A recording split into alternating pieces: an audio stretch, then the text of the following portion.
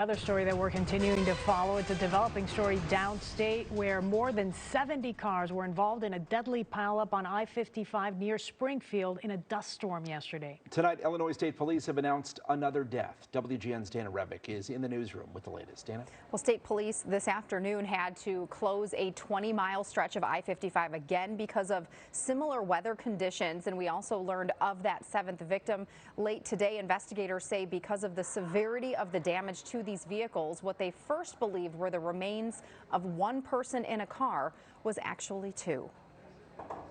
I figured that it would just be like a cloud you could just go through, and as we kept going in, I realized I couldn't see at all, and it was lasting longer than I thought. Cambria Underwood was in her Toyota Prius just before 11 a.m. Monday with a 3-year-old boy buckled in back. She put her hazard lights on and tried to get off the road when she was rear-ended. Back windshield was cracked and broken, so we had the dust and the dirt all over us the entire time we were out there.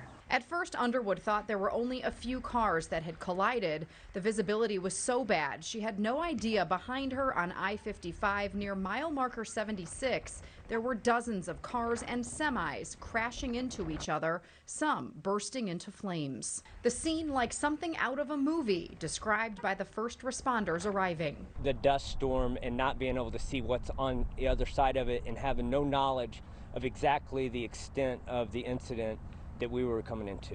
In total, 72 cars were involved, 37 people injured, and 7 fatalities. The Montgomery County coroner has identified one of the people who died as 88-year-old Shirley Harper of Franklin, Wisconsin. 3 other victims have tentatively been identified, but there are 2 adults who died they have not been able to ID. State police seeking the public's help. They say one was driving a blue Chrysler 300 sedan, the other in a Hyundai. Police could not determine the color or model of that vehicle, asking those who may know who they are to call 618-346-3653. We want to make sure their family, the people that are out there that are their loved ones that are concerned about their whereabouts, that we're able to provide some closure and proper identification of who these 2 victims are.